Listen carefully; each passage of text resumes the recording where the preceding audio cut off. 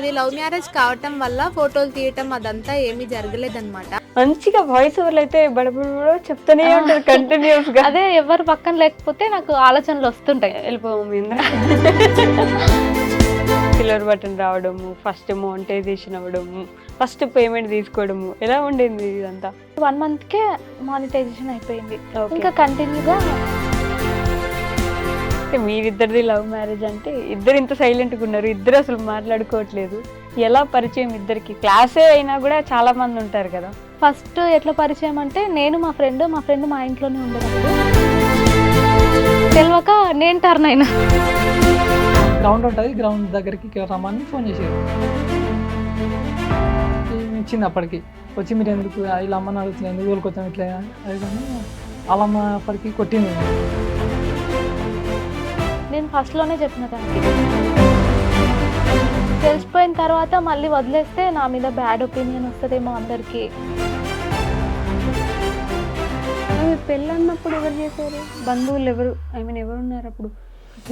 Love marriage madam అది.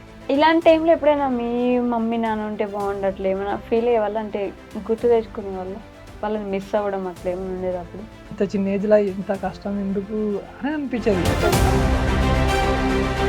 ఏం చేశారు? ఫినాన్షియల్గా ఇబ్బందులు ఏం రాలేదంటే డబ్బుల గురించి ప్రాబ్లమ్స్ ఏం లేకుండేనా? చేతిలో కొద్దిగా అమౌంట్ ఉన్నాయి, 2-3 నెలలకు సరిపోయింది. మ్యారేజ్ అయినాక ఇప్పుడే ఖర్చులు పిల్లలు ఎందుకు, ఇప్పుడే చిన్న ఏజ్ కదా మనది, కొద్దిగా టైం తీసుకుందాం అనుకున్నాం.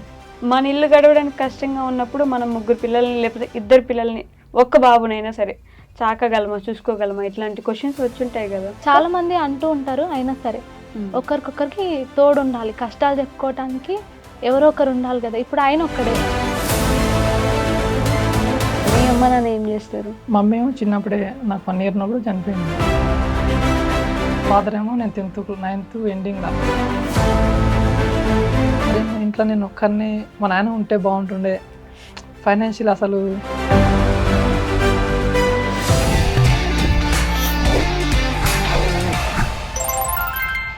హాయ్, హలో, నమస్తే, welcome back to our channel. నేను మీ వైషు. ఇప్పుడు నాతో పాటు ఒక కపుల్ ఉన్నారు. వాళ్ళ గురించి చెప్పాలంటే వాళ్ళ ఛానల్ పేరులోనే హ్యాపీ లైఫ్ అని ఉంటుంది అనమాట. మనం ఎక్కడున్నా, ఎలా ఉన్నా, ఎవరితో ఉన్నా మన లైఫ్ని మనమే బాగు చేసుకోవాలి, మనం ఎలా ఉన్నా మనం దాన్ని సరి చేసుకొని మనమే హ్యాపీగా ఉండాలి అని చెప్పడానికి వీళ్ళే మంచి నిదర్శనం అనమాట. వాళ్ళు ఎవరో కాదు, ప్రియా రాజు హ్యాపీ లైఫ్ ఛానల్ నుంచి ప్రియా గారు, అలానే రాజు గారు, అలానే చిట్టి క్యూట్ చిట్టి తల్లి కూడా ఉందనమాట. బోల్డ్ అని విషయాలు మాట్లాడేద్దాం, వచ్చేయండి. హలో అండి, నమస్తే.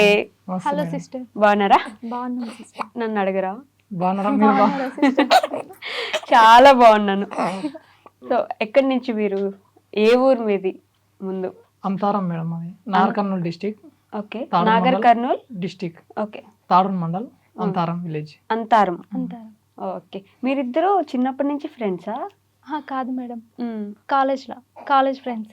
College friends. ఓకే, మీ ఇంట్లో అమ్మ నాన్న వాళ్ళు ఏం చేసేవాళ్ళు చిన్నప్పుడు? మా అమ్మ టైలరింగ్ చేస్తుంది, మా నాన్ననేమో కార్పెంటర్. ఓకే, మీరు ఎక్కడి వరకు చదువుకున్నారు? నేను డిగ్రీ డిస్కంటిన్యూ అయింది, 2nd year చేసిన. డిగ్రీ డిస్కంటిన్యూరా? ఎందుకు? అంటే మ్యారేజ్ అయిపోయింది. అయ్యో, మీరేనా అండి తొందరగా పెళ్లి చేసుకునేది? తనే చేసుకున్నాను, నేను చేసుకోలే. ఇదేంటి, మీరే అడిగి చేసుకున్నారా డిగ్రీ 2nd year లో? అవును.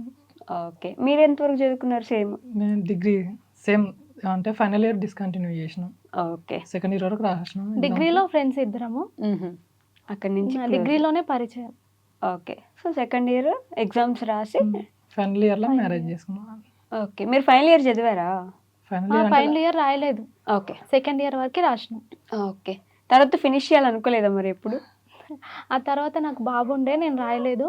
ఓకే, మా ఆయన రాసిండు, ఓకే, ఎగ్జామ్స్ రాసిండు.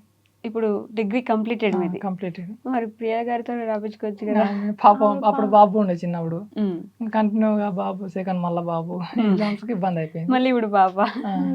అలా కాదండి, ఉమెన్ టు ఉమెన్ అడుగుతున్నాను అనుకోండి, ఇబ్బంది అనిపించలేదా? అంటే ఒక్క బాబు ఒకరుంటే చాలు, ఇంకొకరు వద్దు అనుకుని ఈ రోజుల్లో 3 పిల్లలు. నేను మీ ఆలోచన తప్పుగా అనట్లేదు. బేసిక్గా మనం చుట్టూ ఉండే వాళ్ళు అడుగుతారు కదా, ఒకరే ఎక్కువ అనుకుంటే 2 ఓకే, మళ్ళీ 3 ఎందుకు ఇబ్బందిగా ఉంటుంది, బాడీ కూడా తట్టుకోలేదు కదా. ఒక ఉమెన్ బాడీ ఎలా ఉంటుందో మనకు తెలుసు కాబట్టి. ఎలా ఉండింది అసలు ఆ జర్నీ? నాకేంటంటే తను ఒక్కడే, నేను మా అక్క ఇద్దరమే. ఓకే. మాకు చిన్న ఫ్యామిలీ మాది, కానీ నా ఫ్యామిలీ మాత్రం నాకు పెద్దగా ఉండాలని ఉంది. ఇప్పుడు నాకు ఏమైనా అయితే షేర్ చేసుకోవటానికి ఎవరు లేరు, అట్లనే నా పిల్లలకి కూడా ఉండకూడదు, ఒకరికొకరు తోడుండాలని నేను పర్లేదు అనుకున్నా. అవునా? చాలా మంది అంటూ ఉంటారు, అయినా సరే ఒకరికొకరికి తోడుండాలి, కష్టాలు చెప్పుకోవటానికి ఎవరో ఒకరు ఉండాలి కదా. ఇప్పుడు ఆయన ఒక్కడే, నాకు ఒక సిస్టర్ ఉంది, మ్యారేజ్ అయిపోయింది. ఓకే. సో మీ ముగ్గురు పిల్లలు కలిసి ఉంటారా? కలిసి ఉంటే మాది పెద్ద ఫ్యామిలీ అవుతుంది అప్పుడు. ఇద్దరు పిల్లల తర్వాత ఆడపిల్ల కోసం మాత్రం బాగా వెయిట్ చేసినట్టున్నారు. చాలా. ఎందుకలా? మామూలుగా అబ్బాయిలు కావాలని ఇంటికి ఖచ్చితంగా ఆడపిల్ల ఉండాలండి. అంతేనా? అబ్బాయిలు ఉన్నా లేకున్నా పర్లేదు, కానీ ఆడపిల్ల ఉండాలి, ఖచ్చితంగా ఖచ్చితంగా ఉండాలి. అది ఎవరికైనా ఉంటది కోరిక, ఆశ. ఓకే. ప్రతి ఆడపిల్లకు ఉంటది. అందుకే వెయిట్ చేసి మరి. సో మీరు మీ గురించి చెప్పండి, అంటే ఇప్పుడు ఏం చేస్తున్నారు ప్రెసెంట్? నేను ప్రజెంట్గా అయితే పౌల్ట్రీ ఫామ్ ఉంది మేడం, అది పౌల్ట్రీ ఫామ్ నడిపిస్తున్నా ఊళ్ళోనే. ఓకే. సో ఇద్దరు పెళ్లి చేసుకున్న తర్వాత ఒక మంచి ఇల్లు తయారు చేసుకుని మీకు మీరు హ్యాపీగా ఎంజాయ్ చేస్తున్నారు. నేను మర్చిపోయి అడగడం, మీ అమ్మ నాన్న ఏం చేస్తారు? అదే మమ్మీ ఏమో చిన్నప్పుడే నాకు 1 year ఉన్నప్పుడు చనిపోయిండే. 1 year ఉన్నప్పుడే? ఓకే. ఇప్పుడు ఫాదర్ ఏమో నేను 9th ఎండింగ్లో ఫాదర్ చనిపోయింది, హెల్త్ బాగాలేక. ఓకే. ఇప్పుడు ప్రాపర్ నుంచి ఇంకొకరిని బాబాయ్ వాళ్ళ దగ్గర ఉండేది. మరి మీ పెళ్ళి అన్నప్పుడు ఎవరు చేశారు? బంధువులు ఎవరు, ఐ మీన్ ఎవరు ఉన్నారు అప్పుడు? అంటే ఇంకా లవ్ మ్యారేజ్ కదా మేడం అది. అంటే మా వాళ్ళు ఉన్నారులే, కానీ ఇంకా కొన్ని ఇష్యూస్ వల్ల మేము గుడి దగ్గరనే మ్యారేజ్ చేసుకున్నాం. ఓకే. ఈ లవ్ స్టోరీ కంటే ముందు అసలు యూట్యూబ్ ఎందుకు స్టార్ట్ చేద్దాం అనుకున్నారు? ఒక విలేజ్లో ఉన్నప్పుడు మన ఫ్యామిలీ మనం చూసుకుని ఇలా ఉండేదని చాలా కష్టం. మన ఇంట్లో పనులు చూసుకోవాలి, హస్బెండ్కి హెల్ప్ చేయాలి, పిల్లల్ని చూసుకోవాలి, ఇన్ని ఉండగా యూట్యూబ్ ఎందుకు అనే ఒక ఆలోచన ఉంటుంది కదా. ఎందుకు వచ్చింది అసలు స్టార్ట్ చేయాలనే ఆలోచన? ఫస్ట్ స్టార్ట్ చేసేటప్పుడు ఆయన అడిగిన, ఇట్లా స్టార్ట్ చేద్దాం అనుకుంటున్నా అని. ఫస్ట్లో వద్దన్నాడు. ఇంకా చెప్పకుండానే నేను ఏమనుకున్నానంటే, కనిపించకుండా స్టిచ్చింగ్ వచ్చు నాకు. Okay. Stitching videos, craft videos పెడదాం అనుకున్నాను. అందుకని ఇంకా చెప్పకుండానే స్టార్ట్ చేసేసిన, కనిపించకుండానే కదా, ఏం ప్రాబ్లం లేదులే అని. నేను మెయిన్గా ఎందుకు స్టార్ట్ చేసినానంటే, దాని నుంచి మనీ వస్తాయి అని తెలిసి కొంచెం హెల్ప్ అవుతుంది కదా ఇంట్లో అన్నట్టుగా స్టార్ట్ చేసిన. ఓకే. సో కానీ మీకు ఇష్టం లేదా కనిపించడం? తను ఇష్టం లేదని కాదు, కానీ దానివల్ల అమౌంట్ వస్తాయో రావో, ఎందుకు ఇంట్లోనే పని ఎక్కువ అవుతుంది, మళ్ళీ ఇదంతా ఎందుకు. ఇంటి దగ్గర పని ఉంటుంది, అప్పుడు పొలం పని చేస్తుంటిమి, అక్కడ వర్క్ ఉంటుంది, మళ్ళీ కోళ్ళ ఫారం, ఇన్ని చూసుకొని మళ్ళీ అదొక్కటి ఎందుకులే అన్నట్టుగా వద్దనుకున్నారు. బట్ ఎవరి ఇన్స్పిరేషన్ మీకు యూట్యూబ్ పెట్టాలని? అంటే ఎవరిని చూసేవాళ్ళు ఇంతకు ముందు? ఎవరు పని లేదు మేడం, అందరివి చూస్తా. అందరూ చూసేవాళ్ళు. ముందు నుంచి ఇంట్రెస్ట్ ఉంది ఇట్లా యూట్యూబ్లో వీడియోస్ పెట్టాలి, చేయాలి అని? ఫస్ట్లో నేను స్టిచ్చింగ్ చేసేటప్పుడు ఇంటి దగ్గర నొక్కదాన్నే ఉంటా, ఇంకా ఆయన వర్క్కి ఆయన వెళ్ళిపోతాడు, ఇంటి పక్కల ఎవరు ఉండరు మాట్లాడటానికి. ఇంకా వీడియోస్ చూస్తుంటే ఇట్లా మన పేమెంట్ వీడియో వచ్చింది, ఫస్ట్ పేమెంట్ తీసుకున్నామని. ఓకే. దీని వల్ల కూడా మనీ వస్తాయా అని అప్పుడు తెలుసుకొని, అప్పుడు ఇంకా వీడియోస్ చూసి చూసి తెలుసుకొని నేను కూడా స్టార్ట్ చేసిన. అంతేనా? జస్ట్ పక్కన వీడియోస్ చూసి చూసి స్టార్ట్ చేసిన. స్టార్ట్ చేయగానే వెంటనే సబ్స్క్రైబర్స్ బాగానే వచ్చేసారు అలా? నాకు 1 monthలోనే అయిపోయింది మానిటైజేషన్. కానీ పేమెంట్ తీసుకోవటానికి 1 year పట్టింది. ఓకే. మానిటైజేషన్ అయిపోయింది, 1 year టైం పట్టింది. ఓకే. ఎలా సపోర్ట్ చేసేవాళ్ళు ఇంట్లో అంటే యూట్యూబ్ గురించి? తను ప్రతి దాంట్లో హెల్ప్ చేస్తాడు మేడం నాకు. అవునా? ఫోన్, వీడియోస్ ఎడిటింగ్ అవన్నీ నేనే చేసుకుంటా, కాకపోతే వీడియోస్ తీస్తాడు. తనకి కూడా ఫుల్ పని ఉంటుంది కోళ్ళపారం దగ్గర. ఓకే. కోళ్ళపారం దగ్గర తనకి ఫుల్ వర్క్ ఉంటుంది, ఒక్కడే ఉంటాడు అనమాట, వర్కర్స్ ఎవరు లేడు, ఒక్కడే చేసుకుంటాడు. ఇంకా తనని ఇబ్బంది పెట్టడం కూడా ఇష్టం లేదు ఇంకా. ఓకే. అది ఎవరు పెట్టించారు మీకు? అంటే పౌల్ట్రీ ఫామ్ మేమే చేసుకున్నాం మేడం. మీకు మీరే సంపాదించుకొని చేసుకున్నారా? సంపాదించుకుని ఈ జనరేషన్ కష్టం, కానీ మన ల్యాండ్ కొద్దిగా ఉండే, ల్యాండ్ తీసేసినాం. కొద్దిగా మాకు ఇది కేసీఆర్ నుంచి దళిత బంధు వచ్చింది అప్పుడు. ఓకే. అది కూడా కొద్దిగా హెల్ప్ అయింది మాకు. అంటే 30 lakhs అయింది. ఓకే. అది చేయడానికి ఇవో 10 lakhs యాడ్ అయినాయి కదా, ఇంకో 10 lakhs అప్ అయింది. ఇంకా నాతో దగ్గర పొలం అంతా 13 వచ్చినాయి. ఇంకా అవి ఇవి అన్ని కలిపి పౌల్ట్రీ చేసినాం. ఓకే. మీ మమ్మీ వాళ్ళు మీకు పొలము, ఇల్లు, ల్యాండ్ ఇచ్చేసి వెళ్ళారు? మా డాడీ అంటే మా తాత సంపాదించింది, మా నాన్న పేరుకి వచ్చింది, అది మీకు వచ్చింది. అవన్నీ అమ్మేసుకుని పౌల్ట్రీ పెట్టుకుంది. కొద్దిగా కొంచెం ల్యాండ్ తీసేసి, ఇప్పుడు ఆ ల్యాండ్ ఉండి మన ల్యాండ్ లో ఇప్పుడు ఫార్మ్ వ్యవసాయం చేసినా కూడా ఏం వెళ్ళట్లేదు. ఓకే. 2 ఏళ్ళు చేసినా కూడా వ్యవసాయం చేసినా, కానీ ఇప్పుడున్న జనరేషన్ ఖర్చులకు ఆ వ్యవసాయం చేస్తే చాలా కష్టంగా ఉంది. ఓకే. అట్లనే ఏదైనా ఒక బిజినెస్ స్టార్ట్ చేద్దాం, కొద్దిగా తీసేసైనా ఇప్పుడు మన లైఫ్ నడవాలంటే కొంచెం అమౌంట్ అయితే కావాలి కదా, బిజినెస్ చేసినా ఏదో ఒకటి వస్తుందని కొద్దిగా ల్యాండ్ తీసేసి పౌల్ట్రీ ఫామ్ చేసినాం. ఓకే. అంటే మంచి ఆలోచనే. ప్రీ ప్లాన్డ్ ఉన్నారు ఎట్లా పోవాలి, ఏం చేసుకోవాలి అని కొంతమంది చెప్పేసి. నా దగ్గర అన్నారు మేడం, అంటే పొలం ఎందుకు అమ్మనిస్తున్నావు అట్లా అన్నాడు. కానీ ఆయన తాగటానికో తినటానికో అడగట్లేదు కదా, ఏదో ఒక బిజినెస్ చేసుకుందామని కదా, అందుకే నేను ఏమనలేదని చెప్పిన. చాలా మంది అన్నారు నా దగ్గర, అనవసరంగా ఎందుకు అమ్ముతున్నారు, కొనడం కష్టం కదా. ఓకే. ఇంకోటి ఏంటంటే నేను ఇంటి దగ్గర ఒక్కదాన్నే ఉంటా.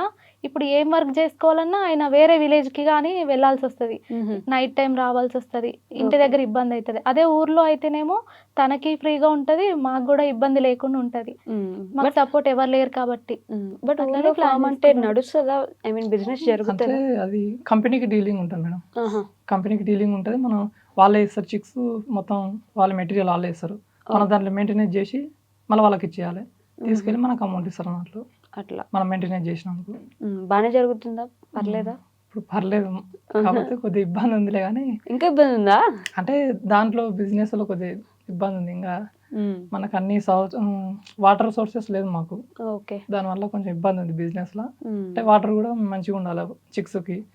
వాటికే వాటర్ ఉండాలంటే మీరు అసలు పొలం ఎలా చేసేవాళ్ళు? ఇంకా వాటికి కూడా వాటర్ దొరకట్లేదంటే పొలం అంటే ఇంకా వర్షానికే, ఇప్పుడు బోర్ లేదు, అందుకే నేను ఈ సైడ్ బిజినెస్ చేద్దామని ఇట్లా చేసిన. వ్యవసాయం వాటర్ ఉంటేనేమో వ్యవసాయం వాళ్ళకి చేయొచ్చు, వాటర్ లేవు కాబట్టి ఆ పంటలు వేసినా సగం వండవు వానలకు, అట్లా ఇబ్బంది అవుతుందని ఇది ఒక బిజినెస్ చేసిన. కానీ వ్యవసాయం అంత ఈజీగా ఎవరు వదిలిపెట్టరు కదా, ఫార్మింగ్ లో దిగిన అది కూడా చేస్తున్నాం మేడం, కాకపోతే దాంట్లో అంత బెనిఫిట్స్ ఉండవు, లాస్ వస్తుంటది, వాటర్ ఉంటేనే ఏదైనా చేసుకోగలం. అవును, అది లేదు కాబట్టి ఇబ్బంది అవుతుంది. వానకి ఆధారపడి చేసి అలా లాసెస్ వస్తాయి. పంట వాన వస్తేనే దానివల్ల బెనిఫిట్ ఉంటుంది అట్లానే. అలానే సైలెంట్ గా ఇంట్రోవర్ట్ లానే ఉంటారు. నేను సైలెంట్ గా ఉంటా, ఆయన మాత్రం బాగా కలిసిపోతాడు అందరి దగ్గర. కొంచెం కలిసిపోయిందంటే ఇంకా ఫ్యామిలీ లాగా కలిసిపోతాడు. ఓకే. నేను మాత్రం కాబట్టి ఏం మాట్లాడలేకపోతే. బట్ రోజు కెమెరాలు పట్టుకొని ఇక్కడ చేస్తుంటారు మీరు నేను videos. ఉన్నాను కదా మేడం వల్ల. మీరు అసలు పూర్తిగా కనిపించరా? ఎప్పుడో ఒక్కొక్కసారి కనిపించినా నేను బ్యాక్గ్రౌండ్ వాయిస్ ఇచ్చి అప్పుడప్పుడు డాన్సులు కూడా వేపిస్తారు కదండి. డాన్స్ మాత్రం ఆయననే వేపిస్తాడు, డాన్స్ చేయడానికి ధైర్యం వచ్చేస్తా? ప్రాక్టీస్ చేపిస్తాడు. ఒక గంట 2 గంటలు పడుతుంది ఒక డాన్స్ చేయాలంటే, పెద్ద ప్రాసెస్ అది, పెద్ద ప్రాసెస్. అంటే మేము చేయాలి, నేను చేయాలి, టైమింగ్ రాలే, అంతా టెక్స్ తీసుకుంటారు. మళ్ళీ మధ్యలో మా పిల్లలు వస్తుంటారు. యూట్యూబ్ స్టార్టింగ్ చేసినప్పుడు స్టిచ్చింగ్ అవి చేద్దాం అనుకున్నారు, దాని నుంచి మళ్ళీ లైఫ్ వ్లాగ్స్ వీటికి ఎప్పుడు మారిపోయారు? స్టిచ్చింగ్ చేద్దాం అనుకున్నప్పుడు ఏంటంటే అందరికి జనాలకి వెరైటీగా చూపించాలి. ఊర్లలో ఏంటుంటదంటే సింపుల్ గా కుట్టించుకుంటారు. అవును. ఇప్పుడు వెరైటీ ఏమన్నా కుట్టాలంటే నాకు నేనే ట్రై చేసుకోవాలి, కానీ నేను వేసుకోలేను. ఇంకా అలాంటప్పుడు కుట్టడం ఎందుకు, అట్లా కాకుండా చాలా మంది ఉన్నారు స్టిచ్చింగ్ బాగా చేసేవాళ్ళు, అందులో పెట్టేటోళ్ళు. అంత మందిలో ఇంకా నేను ఎక్కడ పెడతానన్నట్టు మళ్ళీ దీనికి షిఫ్ట్ అయిపోయినా. ఓకే. అంటే థాట్ ఉంటుందా రోజు ఏం చేయాలి, ఎలా చేయాలి అని ఒక ప్లాన్ వేసుకుంటారా? ఏం లేదు మేడం, నా రోజు ఎట్లా గడుస్తుందో అట్లా షూట్ చేసుకుంటా. అంతేనా? ఒక ఫోన్ పట్టేసుకొని ఎటు తిరిగితే అటు షూట్ చేసుకుంటా. దానికి మళ్ళీ వాయిస్ ఓవర్ ఇస్తారు. అందరి ముందు ఇస్తారా సీక్రెట్ గా? అందరినీ బయటికి పంపించేసి ఓకే ఇచ్చుకుంటాను. పర్టికులర్ గా ఎవరు ఉండకూడదు ఇవ్వాలంటే. అంతే. ఈయనను కూడా బయటికి పంపించేస్తాను. ఓ నా ముందు కూడా మాట్లాడాలి, సిగ్గా కొంచెం ఆలోచనలు రావు నాకు. ఇంకా ఎవరైనా పక్కన ఉంటే ఏం మాట్లాడాలి అనేది తోయేది ఇంకా, అందుకే అందరినీ బయటికి పంపించేసి నేను చేసుకుంటా. మరి కాలేజ్ ఎలా ఉండేవాళ్ళు? కాలేజ్లోనా? మాట్లాడే వాళ్ళు కాదు అంటే ఇద్దరమా? మీ ఇద్దరు కాదు, సెమిస్టర్స్ కి బెంచ్ ఎక్కి మాట్లాడిచ్చడం అక్కడ ఎప్పుడు వెళ్ళింది లేదు. సెమినార్ అవి ఉంటాయి కదా, స్టేజ్ ఎక్కింది లేదు. సో మీ లవ్ స్టోరీ అంటే మీరిద్దరిది లవ్ మ్యారేజ్ అంటే ఇద్దరు ఇంత సైలెంట్గా ఉన్నారు, ఇద్దరు అసలు మాట్లాడుకోవట్లేదు, ఎలా పరిచయం ఇద్దరికి? క్లాసే అయినా కూడా చాలా మంది ఉంటారు కదా.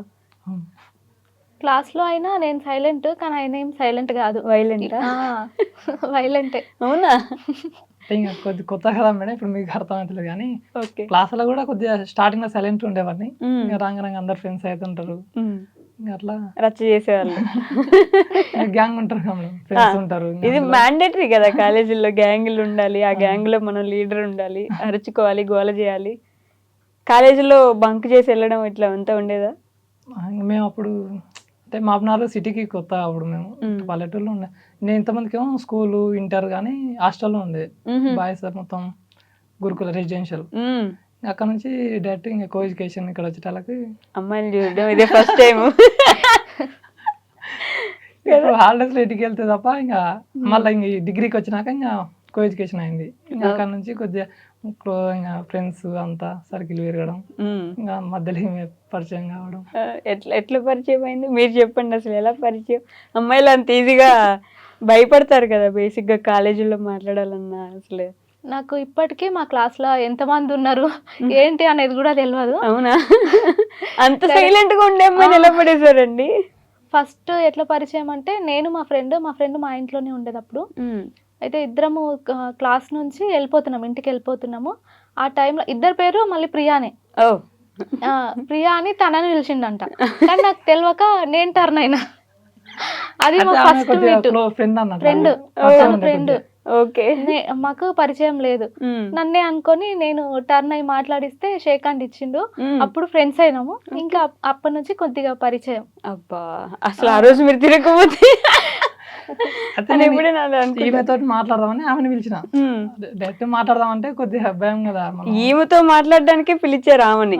ఓకే, ఆ విషయం మీకు తెలీదు. డైరెక్ట్ మాట్లాడంటే కొద్దిగా భయం, ఏమనుకుంటారు అన్నట్లు. ఆమె ఫ్రెండ్, ఆమె కొద్దిగా ఫ్రెండ్ కదా అని ఆమె పిలిచిన. ఈమె వాళ్ళకింది, అమ్మాయి పలికింది. అప్పుడే ఫస్ట్ మాట్లాడుకోం.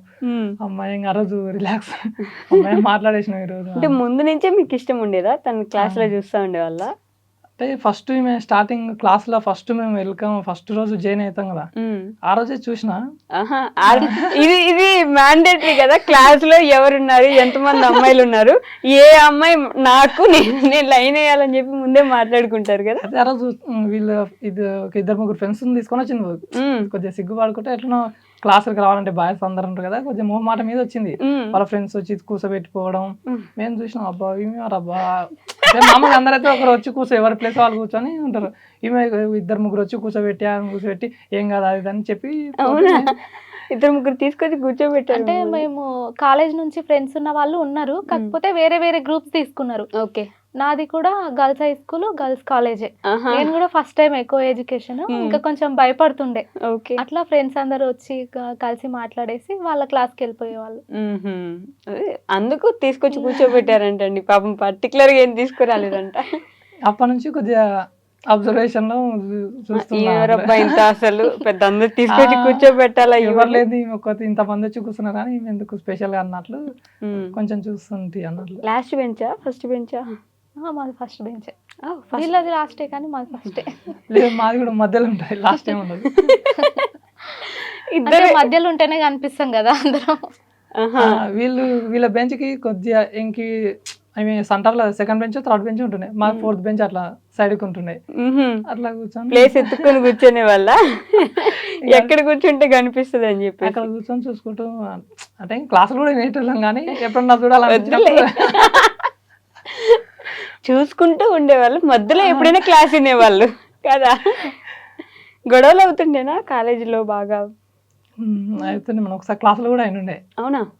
అప్పుడు మా క్లాస్లో నేను సిఆర్ అన్నా, డిగ్రీ ఇంకా సిఆర్ అంటే. అమ్మో, సిఆర్ కూడానా? ఫస్ట్ లో వేరే వాళ్ళ లేడీస్ ఉండే, అయితే ఇంకా లేడీస్ వాళ్ళు ఏందో ఇంకా మా క్లాస్లో అందరికి ఆమె నచ్చకనా, ఆమె పెట్టే రూల్స్ నచ్చక మేము ఆపోజిట్ అయినాం అన్నట్లు. అయితే ఇంకా అందరు ఉండి నాకు ఓటేస్తే నేను సిఆర్ అయినా. అబ్బో, సిఆర్ అయినాక పడిపోయారా మీరు? అప్పుడు ఇంకా సారు ఏదో లెసన్ చెప్తున్నాడు, ఇంగ్లీష్ తెలుగు సారు. చాలా ఫన్నీగా కామెడీగా ఉంటారు సార్. తెలుగు వాళ్ళు అందరూ అంతే మంచోళ్ళు, కామెడీగా లెసన్స్ చెప్తాం. అదే లాస్ట్ బెంచ్ లో వేరే వాళ్ళు లోకల్ అక్కడ మబ్నార్ లోకల్ వాళ్ళే ఏదో అల్లరి చేసుకుంటున్నారు. సార్ పోయినాక ఎందుకు నేను సిఆర్ కదా ఎందుకు ఇట్లా అల్లరి చేస్తున్నారు అది అని నేను కొంచెం సీరియస్ అయినా. వాళ్ళు లోకల్ వాళ్ళు కదా జరంగా, అంటే మాది వేరే పల్లెటూరు నాకు తెలుసు, ఇంకా ఎందుకు ఎక్స్ట్రా చేస్తున్నాం అన్నట్లు కొద్దిగా మీనికి వచ్చేసింది. అప్పుడు కొద్దిగా లొల్లు అయింది, ఇష్యూ అయింది, ఫైటింగ్ కూడా అయిన ఉండే. వీళ్ళు పక్కన బెంచే కదా, ఫైటింగ్ కూడా అయిన ఉండే. మేము పోయి వీళ్ళ మీద పడుకోమా అంటే ఫైటింగ్ లా ఇంకా కొద్దిగా బెంచ్లు ఉంటాయి కదా. అప్పుడు చూసి రౌడీ అమ్మ అసలు ఎందుకు నేనేమో సైలెంట్, ఆయనేమో వైలెంట్ అనుకున్నా. ఆ, ఎందుకు మనకు వచ్చిన బాధ దూరంగా ఉండాలి అనుకున్నారా? ఆ గొడవ ప్రిన్సిపాల్ దగ్గర పోయింది. మళ్ళీ క్లాస్లో ఉన్న వాళ్ళు ప్రిన్సిపాల్ కంప్లైంట్ ఇస్తే వాళ్ళు వచ్చి ఆ అబ్బాయినే సార్ తిట్టినాను అట్లా. ఇంకా లెసన్ చెప్తే ఇట్లా డిస్టర్బ్ చేసినందుకు అన్నా సార్ అంటే సరే అని ఊకుంచిన ఆయన. వాళ్ళ లోకల్ కదా మేడం, వాళ్ళ ఫ్రెండ్స్ దొరకడానికి వెళ్ళిపోయినా అన్నట్లు. అప్పటికే సార్ కంప్లైంట్ వెళ్ళింది, వాళ్ళని పిలిచి ఇంకా లొల్లి పెద్ద కాకుండా గొడవ ఆపేసినారు అక్కడితోటి. ఓకే, ఎట్లుండేది వీళ్ళు గొడవలు వేసుకుంటుంటే మీకు ఇటు సైడ్ అమ్మాయిలకి? ఎప్పుడు వీళ్ళు రౌడీలు? చాలా వరకు అమ్మాయిలే కంప్లైంట్ ఇచ్చారు ఇట్లా గొడవ పడ్డారని. అట్లనే తెలిసింది ప్రిన్సిపాల్. మీరు కూడా ఇచ్చారా కంప్లైంట్? నేను పోలే. నేను రావటం, చదువుకోవటం, తినటం, వెళ్ళిపోవటం అంతేనా? అంత టాపరా మీరు బాగా? ఏం లేదు, అట్లనే ఏం లేదు. టాపర్ కాదు, ఫస్ట్ బెంచ్ ఎందుకు కూర్చుంటున్నారు మరి? టాపర్ కాకపోతే వెనక్కి కూర్చోవాలి కదా నాలాగా.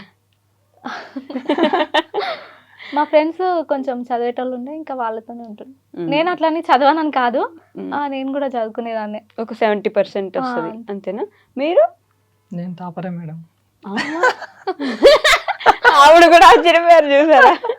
అట్లా అనుకుంటే 10th లో నాకనే తక్కువనే. టాప్ లో రావాలనే చదివినా కానీ రాకపోయింది మేడం. రాకపోయారు.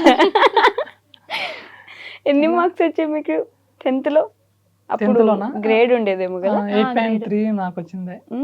మీకు? నాకు 8.8. అంటే నేనే టాపర్. వాళ్ళు చూసి లేడీస్ కి జర చూసి రాసినా కూడా అట్లేం ఉండదు. 10th క్లాస్ లో మళ్ళీ నాది ఫస్ట్ బెంచ్, ప్రతిసారి ఫస్ట్ బెంచ్. ఎగ్జామ్స్ గా అదిగో పాపం కష్టపడి రాశారంట. ఫిజిక్స్ ఎగ్జామ్ రోజు అయితే ఇంకా నేను ఫెయిల్ అయిపోతాను ఏడుకుంటా పోయిన ఇంటికి. పాస్ అయిపోయినా. పాస్ అయిపోయినారా? అట్లా వదిలేసినారు. మీకు ఇన్ని 8.3. ఇంటర్లో ఎంపీసీయా? ఎంఈసీ. ఓకే. ఫిజిక్స్ కెమిస్ట్రీ అంటే జర భయం అని ఎంఈసీ పోయినా. బైపీసీ ఎంపీసీ తీసుకున్నా అలా కెమిస్ట్రీ అవి ఉంటాయి కదా, ఇబ్బంది అని ఎకనామిక్స్ ఉంటుందా? మ్యాథ్స్ వస్తుంది, ఎకనామిక్స్ కామర్స్ ఈజీ అన్నట్లు అది తీసుకున్నా. రెండు జుజుబి. ఇంటర్ బాగానే వచ్చాయి మార్క్స్? ఇంటర్లో అంతంతనే వచ్చింది మేడం. అంటే పాస్ అయినారు? పాస్ అయిపోయినా అంతే. ఫస్ట్ అటెంప్ట్ కే పాస్ కదండి? ఫస్ట్ అటెంప్ట్ కే పాస్. డిగ్రీ కూడా first year second year? First year pass, second year లో ఒకటో రెండో ఉండే బ్యాక్లాగ్స్. అవి మళ్ళీ మాది ఆటోనమస్ కాలేజ్ కదా, నెక్స్ట్ ఏమో అలా రాసుకోవచ్చు అన్నట్టు రాసినాం, అవి వచ్చేసినాయి. మీకు? నాకు ఒక బ్యాక్లాగ్ ఉండే, ఇంకా రాయలేదు. అదే బాబు పుట్టిందని చెప్పిన కదా, ఇంకా రాయలేదు. ఇప్పుడు వదిలేసారు. ఇంకా ఫస్ట్ ఇయర్ లో ఉండేదా?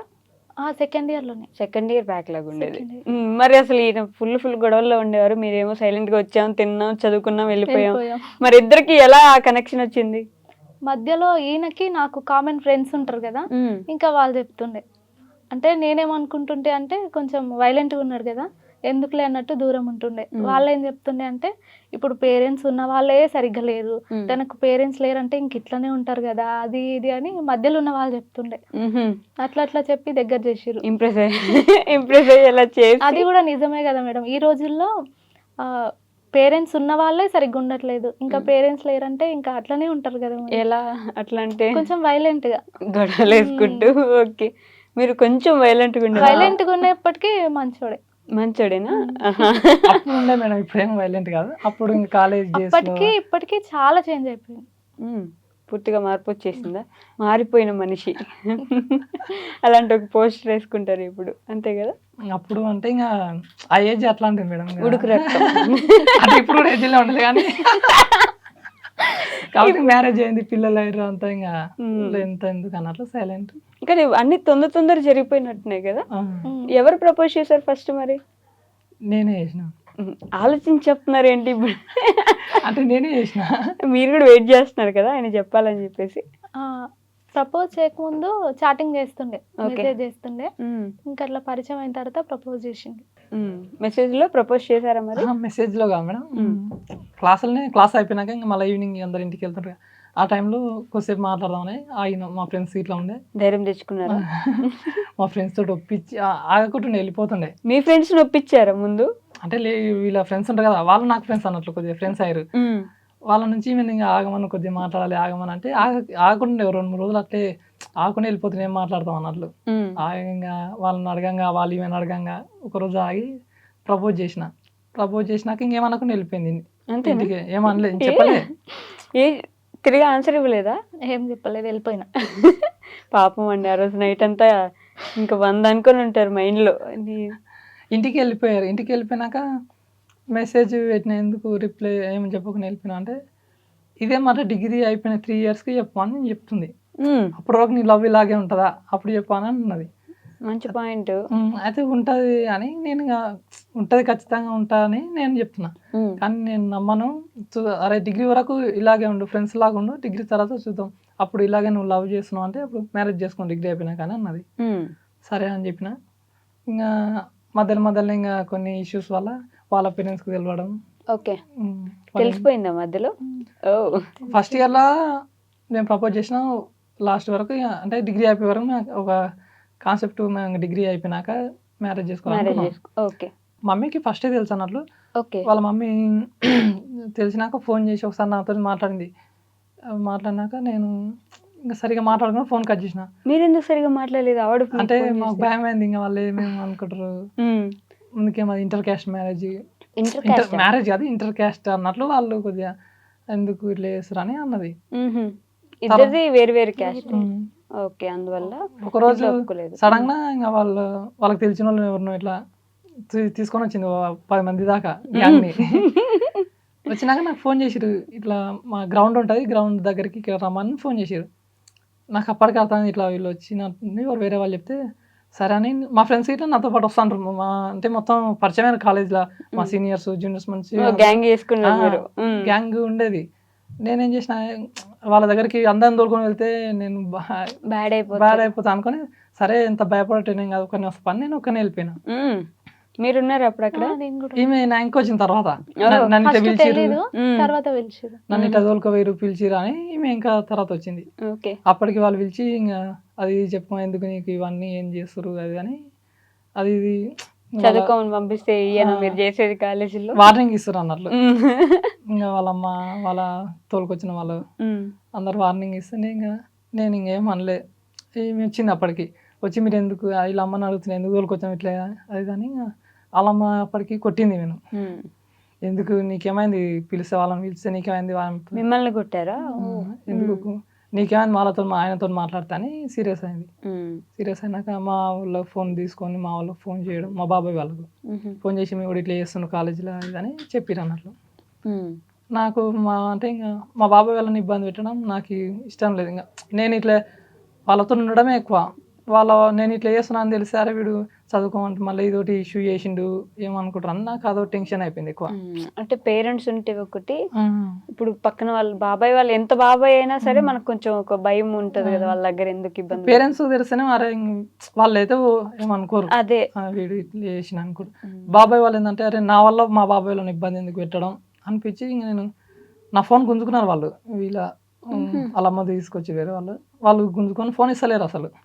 మా వాళ్ళ నెంబర్ తీసి మా బాబాయ్ వాళ్ళకి ఫోన్ చేయడం అది చేసి మాట్లాడారు. అప్పుడు మీ బాబాయ్ వాళ్ళు ఇబ్బంది పడ్డారా, ఏమన్నా అన్నారా? ఇబ్బంది ఏం మళ్ళీ ఫోన్ చేసి ఇట్లా చెప్పారు, సరే నాకు ఇస్తే నేను ఫోన్ ఇంటికి రాను అని నాకు చెప్పారు అన్నట్లు. ఎందుకు అట్లా చేస్తే ఇంటికి రాను అన్నారు. ఇంకా తర్వాత కొంచెం మాట్లాడిన తర్వాత ఇంకా ఫోన్ ఇప్పించుకున్నా. లాస్ట్కు అడగంగా వాళ్ళు వార్నింగ్ అవి ఇచ్చి ఫోన్ ఇచ్చారు, వదిలేయమని చెప్పి. అంతే కదా, బేసిక్గా పేరెంట్స్ అంతే ఉంటారు, ఉండాలి, తప్పులేదు, అంతే కదా కాదా? అంతే మేడం. అంటే ఎవరైనా ఫస్ట్ లో ఇంకా అట్లనే చేస్తారు, వెంటనే తీసుకోబొమ్మా అని ఇవ్వలేరు కదా, ఎవరెవరికి అట్లా పంపించాం కదా ఇంట్లో నుంచి. సరే ఏం మాట్లాడను అది అని చెప్పి వచ్చేసిన. ఓకే, ఇంక ఈమె ఆ నుంచి ఇంకా వాళ్ళు వెళ్ళిపోయారు, ఈమె కూడా క్లాస్కి వచ్చేసింది. ఇంకా ఏడ్చుకుంటా కూర్చున్నా వచ్చి, అంటే మా వాళ్ళకి వదిలేస్తాను ఎందుకు చెప్పినావు, వదిలేస్తా అని చెప్పొద్దా మీకు? అంటే ఇప్పటి వరకే ఎంట వాడి వాళ్ళు రాగానే అట్లా చెప్పటము ఇష్టం నచ్చలేక అట్లా అన్నాను. ఓకే, ఇప్పటి వరకేమో ఎంట పడ్డావు. ఓకే, ఇప్పుడు వాళ్ళు రాగానే నాకు సరే నేనేం మాట్లాడను అని ఎందుకు చెప్పినావు, అది నా పాయింట్. ఇంకా ఓకే, నేనేమో అక్కడ ఇంకా ఫోన్ తీసుకున్నాను కదా, మా బాబాయ్ వాళ్ళకి అందరికి 3 బాబాయ్లు ఉండరు, వాళ్ళకి ఫోన్ చేస్తారు. అరే ఈ ప్రస్తుతానికి వాళ్ళకి ఫోన్ చేయకుండా నా ఫోన్ తెప్పించుకొని వాళ్ళతో అది చెప్పకుండా వాళ్ళకి తెలియకుండా ఇట్లా డీల్ చేద్దామని సరే మాట్లాడాను, నా ఫోన్ నాకు ఇచ్చారని ఫోన్ తీసుకున్నా, ఓకే. సరే మాట్లాడాను అని చెప్పి ఇంక వచ్చేసిన. మళ్ళీ కాలేజ్కి వెళ్ళారా? కాలేజీకి వచ్చేసిన. కాలేజీకి వచ్చినాక ఈమెకు అరే సిచ్యువేషన్ అట్లుంది అందుకే చెప్పిన అర్థం చేసుకో అని అంటే ఇంకా ఇన్లే ఇంకా మాట్లాడకుండా ఏడ్చుకుంటా ఇంటికి నేను ఇక్కడ హాస్టల్ రూమ్కి వెళ్ళిపోయినా ఈమె ఇంటికి వెళ్ళిపోయింది. ఇంటికి వెళ్ళిపోయారా డైరెక్ట్? అంటే కాలేజ్ టైం కూడా అయిపోయింది అప్పటికి. టైం అయిపోయిన ఈవినింగ్ తర్వాతనే అయింది. వాళ్ళు వచ్చిండ్రు. నేను ఇంకా ఇంటికి రూమ్కి వెళ్ళి డైరెక్ట్ ఇంటికి వెళ్ళిపోయినా. మామూలు రమ్మన్నారు ఇంకా ఈడ ఉంటే ఇంకా ఇష్యూ పెద్ద అయ్యేట అట్లుందని ఊరికి వెళ్ళా. అక్కడ ఏమన్నారు? ఊరికి వెళ్తుంటేనే మేము ఫోన్ చేసుకోం అంటే ఇంకా ఊరికి ఎందుకు వెళ్తుండవు అని ఇంకా మాట్లాడుకుంటా ఏం లేవు వస్తా అది అని చెప్పి పోయినా. ఊరికి వెళ్ళిపోయినాక మా వాళ్ళు ఏం చేసినావు ఇట్లా అంటే ఏం లేదు అది అని వాళ్ళని కూల్ చేసిన, ఏం లేదు ఏం చేయలేదు కూర్చొని అది అని చెప్పిన. ఇంకేం చేయకు డిగ్రీ కాలేజీకి ఏం పోకు అని మా వాళ్ళు కూడా అన్నారు. సరే ఏం లేదు ఇంకేం చేయనని కొన్ని రోజు ఒక 1 వీక్ అట్లా ఇంటికాడ ఉండి మళ్ళీ కాలేజీకి వచ్చేసిన. మళ్ళీ కాలేజ్కి వెళ్ళిపోయారా? ఓకే. కాలేజ్కి వచ్చినాక ఇంకా మళ్ళీ తర్వాత ఇంకా వీళ్ళ అమ్మ మాట్లాడొద్దని చెప్పింది కదా. నేనేం చెప్పిన అంటే మీ అమ్మాయిని కూడా నాతో మాట్లాడని ఏకన్నా, మా అమ్మాయి నువ్వు మాట్లాడినా నువ్వు అమ్మాయితో మాట్లాడకని అంటుండే. అంటే ఈమె ఖచ్చితంగా నేను మాట్లాడతాను వీళ్ళ అమ్మతో గట్టిగా చెప్పింది అన్నట్లు. ఓకే. మేము మ్యారేజ్ చేసుకుంటాం అని ఖచ్చితంగా చెప్పేసింది అన్నట్లు. ఇంట్లో చెప్పేశారు. వాళ్ళేమో తనని ఏమనట్లేదు. మిమ్మల్ని ఏమనట్లేదా? ఇష్టమా నా మీరంటే దగ్గర బాగా? ఏమనలేదు. ఎవరికైనా చిన్న కూతురు అంటే కొంచెం ప్రేమ ఎక్కువ ప్రేమ ఉంటది ఎక్కువ. కదా. అందుకని అక్కడ ఏమనట్లేదు, ఇక్కడ పడుతున్నాయి నాకు అంత. ఫోర్స్ చేస్తారు. ఇంకా అందులో నేను ఇంకా సరే మీ పాపను మీరు జాగ్రత్త చూసుకోండి నాకు సంబంధం లేదు అని చెప్పిన. కాకపోతే ఏమైందంటే ఇంకా ఈమె వాళ్ళతో గట్టిగా చెప్పింది అన్నట్లు. అయితే ఇంకా వాళ్ళ డాడీకి తెలిసి ఇంకా మళ్ళీ పెద్ద అది రచ్చరచ్చ అయితేనే వాళ్ళ అమ్మ లోపల ఇంకా సరే నువ్వు మాట్లాడక ఇవి మాట్లాడదు అన్నట్లు ఊకున్నారు. ఇంకా తర్వాత మా ఇంక ఎట్లనో వాళ్ళ డాడీకి తెలిసిపోయింది అన్నట్లు.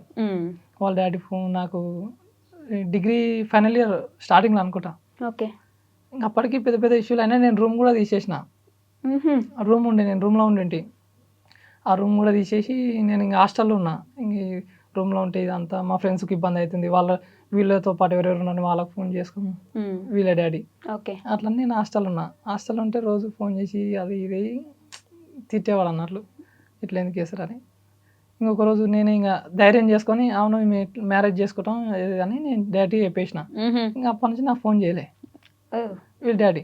ఓకే. ఫోన్ చేయలేదు.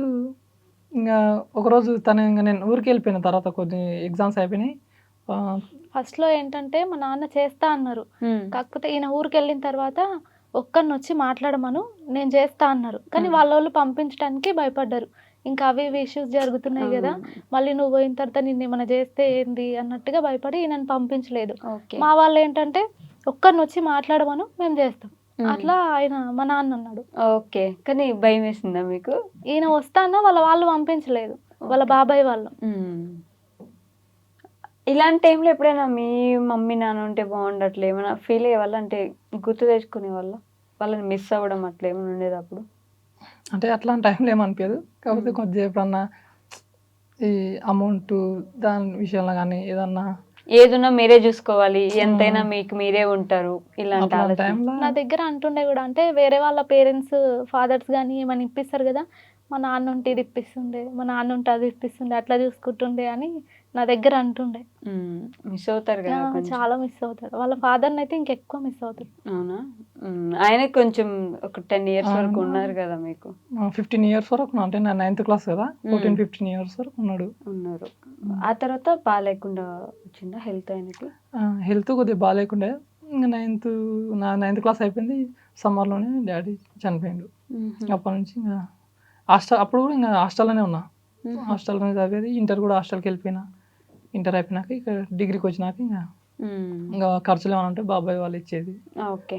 రూమ్ రెంట్ కానీ దానికి దీనికి వాళ్ళు చూసుకునేవాళ్ళు. వాళ్ళు చూసుకునేవాళ్ళు. మరి పెళ్ళి ఎలా చేసుకున్నారు తర్వాత? పెళ్ళప్పుడు తను చాలా ఇబ్బంది పెట్టినండే. అంటే వాళ్ళ బాబాయ్ వాళ్ళకి ఇష్టం లేక తను కొంచెం ఇబ్బంది పెట్టినండే. మా బాబాయ్ వాళ్ళు ఇట్లా అంటున్నారు ఏం చేద్దాం, వాళ్ళ పేరెంట్స్ని అయితే ఎదిరించైనా రావచ్చు, కానీ ఇన్ని రోజులు మేము చూసుకున్నాము అయినా కూడా మా మీద మర్యాద లేకుండా వెళ్ళిపోతున్నాడు అన్నట్టు వాళ్ళు ఫీల్ అవుతారని ఈయన కొంచెం వెనకడుగేసిండు. కానీ తర్వాత ఇంకా నేను కొంచెం ఫోర్స్ చేయటం వల్ల ఒప్పుకున్నాడు. మీరు ఎందుకు ఫోర్స్ చేశారు మరి? నేను ఫస్ట్లోనే చెప్పిన తనకి 3 years ఆగి అప్పటికి లవ్ ఉంటే చేసుకుందామని. కానీ అప్పటి వరకే అందరికీ తెలిసిపోయింది. ఓకే. తెలిసేటట్టు చేసుకున్నాం ఇంకా. తెలిసిపోయిన తర్వాత మళ్ళీ వదిలేస్తే నా మీద బ్యాడ్ ఒపీనియన్ వస్తుందేమో అందరికీ, ఇట్లా కలిసి తిరిగిరు వదిలేసుకున్నారు, ఇట్లాంటిది ఏమైనా వస్తుందేమో అన్నట్టు చేసుకుందామని పట్టుబట్టిన నేను. అందుకే గట్టిగా అందరికీ తెలిసింది, అయిపోయింది. మా ఫ్యామిలీలో కూడా, మా ఇంట్లో వరకే కాదు అందరికీ తెలుసు. అందరికీ తెలిసినందుకు నేను చేసుకుందామని చెప్పిన. ఓకే. సో ఒకవేళ అప్పుడు ఎవరికి తెలియకుండా ఉండింటే ఇంకా కలుస్తుంటేమో లేదో తెలీదు, కానీ అందరికీ తెలిసి అంత రచ్చ అయిపోయిన తర్వాత విడిపోవటం కరెక్ట్ కాదనిపించింది ఇంకా. అంతేనా? సో ఎలా పెళ్ళి ఎక్కడ చేసుకున్నారు, ఎలా వచ్చేసారు? పెళ్ళి బిజినపల్లి దగ్గర గుడి శివాలయం ఉంటుంది, అక్కడ చేసుకున్నాం. అంటే ముందే ప్లాన్ చేసుకున్నారా ఇలా ఇక్కడికి వెళ్ళి చేసుకున్నాము? తను మ్యారేజ్కి ముందే మిరియాల గుడికి వెళ్ళి, అక్కడ తెలిసిన వాళ్ళు ఉన్నారు, అక్కడికి వెళ్ళి రూమ్ చూసి వచ్చి ఆ తర్వాత మ్యారేజ్ చేసుకున్నాం. అయితే ఇక్కడే ఉంటే కొన్ని ఇష్యూస్ ఇంకా గొడవలు అవుతాయి కదా. ఇప్పుడు వీళ్ళ డాడీ వచ్చి గొడవ చేసేది తెలియదు, మా ఊళ్ళు వచ్చి గొడవ చేసేది తెలియదు. అట్లని కొద్దిగా దూరంగా ఉందాం అని వేరే మిర్యాలగూడ దగ్గర రిలేటివ్స్ ఉండే, అక్కడికి వెళ్ళి రూమ్ ఇట్లా చూసుకొని ఇక్కడైతే బాగానే ఉంటుందని ఇక్కడికి వచ్చి మ్యారేజ్ చేసుకొని 28కి మ్యారేజ్ చేసుకున్నాం. 29కి ఇంకా అక్కడికి వెళ్ళిపోయినాం, December 29. ఓకే. ఇంకా 31st అక్కడే ఉన్నాం. అక్కడ నుంచి 3 months అక్కడే మిర్యాలగూడలో ఉన్నాం. మీరు ఇంట్లో నుంచి వచ్చేసి పెళ్లి చేసుకున్నాం. ఆ తర్వాత పెళ్ళికి వీళ్ళ అమ్మ వచ్చింది. ఓ అవునా? వచ్చింది. వాళ్ళ డాడీకి చెప్పలేదు అన్నట్లు. ఇంకా వాళ్ళ డాడీ ఏంటంటే అప్పుడే చేస్తా అంటుండు, తర్వాత మళ్ళా చేసేప్పటికే మళ్ళీ మార్చుకుంటుండు ఒపీనియన్. ఆడికి వచ్చినా కూడా ఒక్కడొచ్చి మాట్లాడతలేడు కదా, నేను ఎందుకు చేయాలన్నట్టు ఆయనకు ఉండే. ఓకే. బట్ అమ్మ వచ్చారు, వచ్చింది, దగ్గర నుండి చూసుకున్నారు. ఇప్పుడు ఓకేనా, పర్లేదా ఇంట్లో? అందరూ మాట్లాడతారు, అందరు మాట్లాడతారు, సెట్ అయిపోయారు. ఓకే, పర్లేదు, పోనీలేండి. బట్ ఒక డౌట్ ప్రియ గారు, అన్నీ ఉండి బాగా సంపాదించి మంచి జాబ్ ఉండి వెనక కొంచెమైనా ఆస్తులు ఉండే అబ్బాయిలు ఉంటేనే చేసుకోవడానికి 100 రకాలుగా ఆలోచిస్తుంటారు. నేనేం తప్పుగా అనట్లేదు, కానీ పేరెంట్స్ లేరు, అప్పటికి అసలు జాబ్ లేదు, డిగ్రీ 2nd year డిస్కంటిన్యూ ఆగిపోయి ఉన్నారు, ఏం పెట్టి చూసుకుంటారు మనల్ని, ఫ్యూచర్ ఏంటి, ఇలా ఆలోచన ఏం లేదా? అప్పుడు ఉంటుంది మేడం, ప్రతి ఒక్క అమ్మాయికి కూడా ఉంటుంది కదా. ఫస్ట్లో ఏమనుకున్నానంటే కొంచెం టైం తీసుకొని ఆగే సెట్ అయిన తర్వాతనే చేసుకుందాం అనుకున్నాం. కాకపోతే ఇష్యూస్ వచ్చిన తర్వాత ఇంకా అందరికీ తెలిసిపోయిన తర్వాత చేసుకోవటమే బెటర్ అనిపించింది. కానీ వెంటనే ఏం చేశారు? ఫినాన్షియల్గా ఇబ్బందులు ఏం రాలేదంటే, డబ్బుల గురించి ప్రాబ్లమ్స్ ఏం లేకుండేనా? తను చూసుకునిండే ఇంకా. అంతేనా? స్టార్టింగ్ లో మ్యారేజ్ చేసుకున్నాం, మిర్యాల కూడా వెళ్ళిపోయాను కదా. అక్కడ ఇంకా తెలిసిన వాళ్ళే ఉన్నారు, వాళ్ళ దగ్గరికి వెల్డింగ్ అంటే అమౌంట్ చేతిలో కొద్దిగా అమౌంట్ ఉన్నాయి, 2-3 నెలలకు సరిపోను. ఓకే. ఇంకా అవి అయిపోకొస్తున్నాయి, రోజు ఇంటికైనా ఉండి తింటే అయిపోతా, డబ్బులు అయిపోతున్నాయని వెల్డింగ్ వర్క్ ఇది అప్పుడప్పుడు ఉన్నప్పుడు. ఆడ ఉన్నా బయట ఉండేందుకు అనవసరంగా 3 నెలల అమౌంట్ కూడా అయిపోయి మాతోనే ఉన్నాయి. ఇంటికి వెళ్దాం అనే ఆలోచనతో ఇంకా అప్పుడే కరోనా స్టార్ట్. కరోనా ఇంటికి వచ్చేసినాం. ఇంటికి వచ్చినాక ఇంటికాడ కూడా ఖాళీనే ఉన్నాం, వ్యవసాయం చేసిన ఒక 2 నెలలు. అలా కూడా ఏం వెళ్ళలేదు, ఇంకా మనకు బోర్ లేదు. అప్పుడు వానలు కూడా చక్కగా లేవు, వానలు లేక తక్కువ అమౌంట్ వెళ్ళేది అన్నట్టు పంట కూడా. నేను బయటికి వేరే దగ్గర కంపెనీలకు డ్యూటీకి వెళ్ళేది, ప్రైవేట్ కంపెనీ. అందులో 9,000 నాకు జీతం. 9,000 జీతానికి నేను మార్నింగ్ 8కి వెళ్తే మళ్ళీ నైట్ 8, 12 hours డ్యూటీ. అది 1 week డే ఉంటుంది, 1 week నైట్ ఉంటుంది. అట్లా డ్యూటీకి వెళ్ళి వచ్చేవాడిని అన్నట్లు. ఇంటికాడ ఒక్కతే, మళ్ళీ మా ఇల్లు లాస్ట్గా ఉంటుంది మా ఊళ్ళో. చెట్లు, ఇంకా పల్లెటూరు అంటే చెట్లు అంతా ఉంటుంది. మా ఇండ్లు మొత్తం వేరే తిక్కుంటే, మా ఇల్లు మాత్రం సపరేట్ ఉంటుండే వేరే కాలనీలో. అట్లా లాస్ట్ ఉంటుండే. ఇంకా ఒక్కతే అయినా కూడా ఇంకొకతే తప్పని పరిస్థితి. మా పక్కన మా చిన్న వాళ్ళు ఉంటుండే, ఇంకా వాళ్ళు చెలకలక అక్కడికి పొలం పనులకు వెళ్తారు, ఇంటికాడ ఒక్కతే ఉంటుండే. కానీ ఆ ఊరు ఏదో వెళ్ళారు కదా, మహబూబ్ నగర్, మిర్యాలగూడ నుంచి వచ్చేసారు మళ్ళీ ఇంటికి. మేము ఇంటికి వచ్చిన తర్వాత లాక్డౌన్ పడ్డది, అట్లా ఇక్కడనే ఉండిపోయినాం. ఉండి కొన్ని రోజులు ఉండి అక్కడికి వెళ్దాం అనుకున్నాము, కానీ ఆ టైంలో లాక్డౌన్ పడ్డది, ఇంక ఇక్కడనే ఉండి. కరోనా ఎక్కువ అయిపోయింది, మళ్ళీ అక్కడ వెళ్ళి ఎందుకు ఇబ్బంది పడడం అని ఇక్కడే ఉండిపోయినాం. అప్పటికి మీకు సొంత ఇల్లు ఉంది? అంటే పాత ఇల్లు మా వాళ్ళు ఉండే. పాత ఇల్లు అక్కడే ఉన్నాం అన్నట్లు. ఇప్పుడు కూడా అదే ఉన్నట్టుంది కదా. ఫస్ట్ లో మా ఇంట్లోనే ఉండలేదు, మా వీళ్ళ చిన్నమ్మ వాళ్ళ ఇంట్లో ఉన్నాం ఒక 2 months ఏమో. ఆ తర్వాత మా ఇంటికి వచ్చేసిన. అప్పటి నుంచి మీరే చూసుకుంటున్నారు మొత్తం, ఏది ఉన్నా సరే మీరు సంపాదించి ఆ ఉన్నదాంతో ఇంట్లో సరుకులు చూసుకోవడం, సర్ది పెట్టుకోవడం సరిపోయేదా నిజంగా? అప్పుడు 9000 వచ్చేది మేడం. నా బండి పెట్రోల్కి 3000 అయిపోయేది. ఓరిని. 6000 అమౌంట్ తోటి అసలు అయినా అప్పుడు ఖర్చులు లేకునే, బాబు లేకుండే, ఇద్దరమే ఎంతో అంత కొద్దిగా అడ్జస్ట్ చేసుకుని ఉండేవాళ్ళం. ఇంకా అట్లా అట్లా ఒక 1 year అయిపోయింది అలా డ్యూటీ చేయబట్టి. ఇంకా శాలరీ కూడా పెంచట్లేదు. నాకు కొల్లాపూర్ ట్రాన్స్ఫర్ చేసిరు. ఓకే. కొల్లాపూర్కి వెళ్ళినా కూడా ఇదే శాలరీ మళ్ళా. అక్కడ నేను ఉండాలి, వీళ్ళేమి ఇంటి దగ్గర. నేను ఇక్కడ ఉంటేనే అసలు 12 hours డ్యూటీలో ఉండడానికి ఏమైనా షాప్కి వెళ్ళాలన్నా షాప్ కూడా వెళ్ళేటోళ్ళు కాదు. నేను ఏమైనా తెచ్చి ఇచ్చి పోయేవాడిని. నేను కొల్లాపూర్లో ఉండాలంటే నేను అక్కడ ఇక్కడ చాలా ఇబ్బంది. ఒకటే 2 రోజులు ఉన్నాడా. సార్ నేను ఇక్కడ ఉండలేను, అక్కడైతేనే చేస్తా అని సార్ రిక్వెస్ట్ చేసి సార్ కూడా సరే సరే అంటుంది కానీ పంపించట్లేదు. అప్పటికి మా పెద్ద బాబు పుట్టిండు. ఆ బాబును చూడలేక వీళ్ళను ఇడిచిపెట్టి అక్కడ ఉండలేక సార్ వాళ్ళకి చెప్పకుండా వచ్చేసిన ఇంటికి. నాకు ఈ డ్యూటీ వద్దని వచ్చేసిన. అప్పటికి ఇంకా ఈ 9000 జీతానికి డ్యూటీ చేస్తే వేస్ట్ అని ఏదన్నా ఒకటి చేద్దామని అప్పుడు పౌల్ట్రీ పెట్టుకున్నాం. అప్పటికి ఇంక దళిత బంధు స్టార్ట్ అయింది. ఇది నాకు అదొక లక్. అది 10,000 వస్తున్నాయి. ఇంకా ఎట్లా వేసి పౌల్ట్రీ చేయాలని ఒక 1/2 ఎకరా ల్యాండ్ తీసేసి ఇలా స్టార్ట్ చేసుకున్నారు. బట్ ఎప్పుడు ఒక మాట అనలేదు మీరు, ప్రతి దగ్గర సపోర్ట్ చేసుకుంటూ వచ్చారు, ఏం లేకపోయినా అలానే ఉన్నారు. ఎలా అండి అలా ఎలా కుదిరిద్ది? అంటే ఇంట్లో ఎప్పుడు గొడవలు ఉంటాయి కదా, బేసిక్ మాకు కూడా ఉంటాయి గొడవలు ఉంటాయి. కానీ ఇప్పుడు నేను అరవాలన్నా ఆయన్నే, ఆయన నా మీద అరవాలన్నా నేను ఒక్కదాన్నే. ఇద్దరం అరుచుకుంటాం, మంచిగా అయిపోతాం అంతే. ఇంకా ఆయనకు అరవటానికి ఎవరు లేరు, ఇంకా నాకు కూడా లేరు. ఇప్పుడు అత్తమామ ఉంటేనన్నా మాకు గొడవలు అయ్యి ఈయన ఇబ్బంది పడుతుండేనేమో, కానీ అట్లా కూడా లేదు కదా, ఇద్దరం కాబట్టి బాగానే ఉంటుంటే. అదే కొట్టుకున్నా మీరే, తిట్టుకున్నా మీరే, కలిసిపోయినా మీరే, ఇంకా బాధ ఉండదు కదా. కానీ వెంటనే 3 పిల్లల్ని కన్నారు. మళ్ళీ మీ ఇద్దరే కష్టపడి ఉంటున్నారు. నేను తప్పుగా అనట్లేదు, కానీ ఒక విధంగా మంచిది ఏంటంటే మీరు పెద్ద అయ్యేసరికి వాళ్ళు పెద్దగా అయిపోతారు, ఎక్కువ చేస్తారు, ఇంకో ఇబ్బంది ఉండదు. బట్ ఇంకొక విధంగా మన ఇల్లు గడవడానికి కష్టంగా ఉన్నప్పుడు మనం 3 పిల్లల్ని లేకపోతే 2 పిల్లల్ని, ఒక్క బాబునైనా సరే చాకగలమా, చూసుకోగలమా, ఇట్లాంటి క్వశ్చన్స్ వచ్చుంటాయి కదా. ఫస్ట్లో స్టార్టింగ్లో మేము అలాగే అనుకున్నాం మేడం. అయితే మ్యారేజ్ అయినాక ఇప్పుడే ఖర్చులు పిల్లలు ఎందుకు, ఇప్పుడే చిన్న ఏజ్ కదా అన్నది, కొద్దిగా టైం తీసుకుందాం అనుకున్నాం.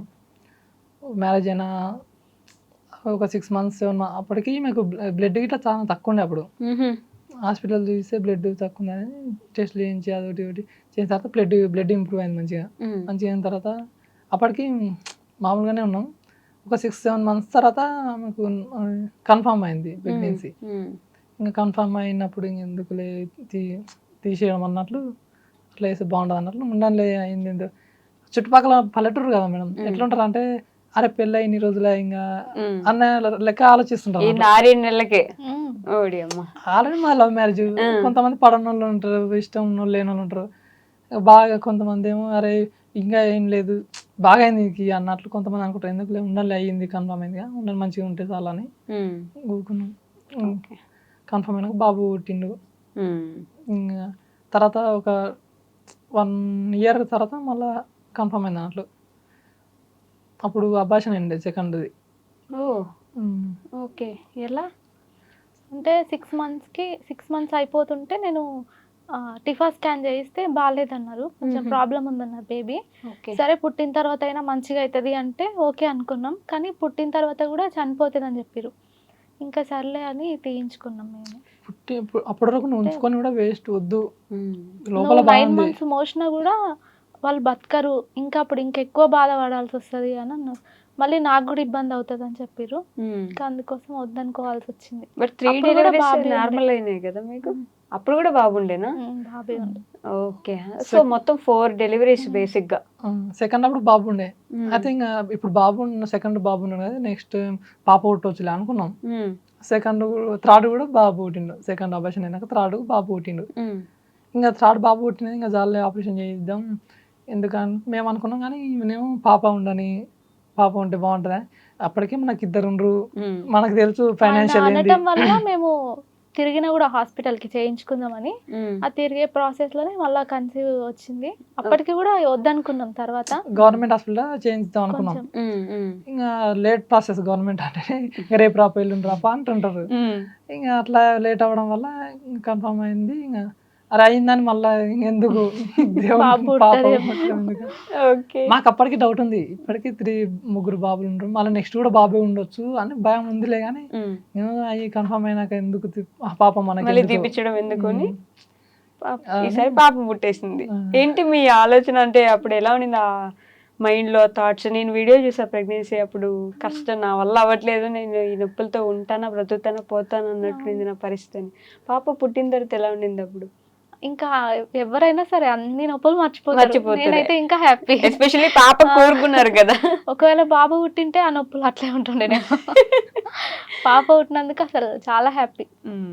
మంచిగా వాయిస్ ఓవర్లు అయితే బడబడ చెప్తానే ఉంటారు కంటిన్యూస్ గా. అదే ఎవరు పక్కన లేకపోతే నాకు ఆలోచనలు వస్తుంటాయి. వెళ్ళిపోము. అందుకే ఈయనను కూడా ఉంచాను. ఇంకా ఓకే, అందరూ కూడా బయటకు వెళ్ళగొట్టేసి నేను ఒక్కదాన్ని మాట్లాడుకుంటాను. ఈ 100K అయినప్పుడు సిల్వర్ బటన్ రావడము, ఫస్ట్ మోనిటైజేషన్ అవ్వడము, ఫస్ట్ పేమెంట్ తీసుకోవడము, ఎలా ఉండేది ఇదంతా? అసలు ఎక్స్పెక్ట్ చేయలే నేను కూడా. ఫస్ట్ కూడా ఒక ఛానల్ స్టార్ట్ చేసిన, ఒక 2-3 వీడియోస్ పెట్టి నా వల్ల కాదులే అన్నట్టు డిలీట్ చేసేసిన మళ్ళీ. ఓకే. తర్వాత మళ్ళీ మా చిన్న బాబు పుట్టిన తర్వాత మళ్ళీ స్టార్ట్ చేసిన. అప్పుడు 1 monthకే మానిటైజేషన్ అయిపోయింది. ఇంకా కంటిన్యూగా వీడియోస్ పెట్టిన. ఈ వీడియో అప్పుడు కూడా నేను విన్నాను అనమాట, యూట్యూబ్ కోసం నేను ఎంత కష్టపడ్డానో నాకే తెలుసు అని చెప్పేసి. ఏంటి ఆ కష్టం ఎందుకు? ఇప్పుడు పిల్లలు ఉంటారు, వాళ్ళని చూసుకోవాలి, ఇంట్లో వర్క్ చూసుకోవాలి, ఇంకా నేను టైలరింగ్ చేస్తుంటే అవి కుట్టుకోవాలి, చాలా ఇబ్బంది అవుతుండే. పిల్లలు ఏంటంటే ఒక దగ్గర ఉండరు కదా, ఇంకా వాళ్ళని తీసుకురావటం, వాయిస్ ఇచ్చుకోవటం. నేను ఫీడింగ్ చేస్తూ కూడా వాయిస్ ఇచ్చుకునేదాన్ని ఖాళీగా కూర్చోకుండా. ఇంకా అట్లా చాలా ఇబ్బంది అయ్యేది. ఇంట్లో వర్క్ చేసుకోవటం, మళ్ళీ పిల్లల్ని పట్టుకోవటానికి ఎవరు లేదు కదా, చాలా ఇబ్బంది అయ్యేది. ఈ లోన్లీనెస్ అనిపించేదా మీకు ఎప్పుడైనా? ఆ ఇష్యూ దానివల్లనే కొన్ని గొడవలు అవుతుండే. నువ్వు ఎప్పుడు బయటనే ఉంటావు, ఆయన పని మీద ఆయన ఉంటుండలే. కానీ అప్పుడు కొంచెం గొడవ ఆడుతుంటే నేను బిజీ అయిన తర్వాత కొంచెం అర్థమైంది, అరే పనులు ఉంటే ఇట్లా బిజీ అయిపోతామా అని. ఇప్పుడు ఇద్దరు పనులు ఇద్దరు చేసుకుంటున్నారు. మీరు యూట్యూబ్ వీడియోస్ చేస్తారు, ఆయన బయట పౌల్ట్రీ చేసుకుంటారు. సో సరిపోతుంది. ఇప్పుడు యూట్యూబ్ నుంచి ఫస్ట్ రెవెన్యూ ఎంత తీసుకున్నారు గుర్తుందా? 11,300 తీసుకున్నా. ఓకే. ఏం చేశారు మరి ఆ మనీతో? నేను ఇయర్ రింగ్స్ చేయించుకున్నా, గోల్డ్. నైస్. గుర్తుండాలని చేయించుకున్నాను. బట్ మీరు బాగానే సపోర్ట్ చేస్తున్నారా లెక్కన? ఏం అనట్లేదు కదా? అయితే అప్పుడు మనకి ఇప్పుడు ఫైనాన్షియల్గా అప్పు చేసిన ఉన్నా వస్తాయి కదా. అంటే ఫస్ట్లో స్టార్టింగ్లో వీడియోస్ చేస్తుంటే అవి ఒకటి తీసుకురా, వీడియోస్ చేయడానికి అవి ఒకటి ఖర్చు చేస్తుంటే అన్నట్లు. నువ్వు వీడియో అలా చేసి సంపాదించేదేమో కానీ నాతో ఖర్చు పెట్టించేది ఎక్కువ ఉంది.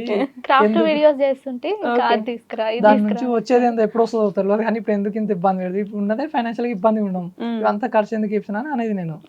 కాకపోతే ఇంకా తన ఇష్టంతో చేశాను అన్నట్టు, నన్ను ఇంకా తెప్పించుకునేది ఏంటో వీడియోస్ చేసేది.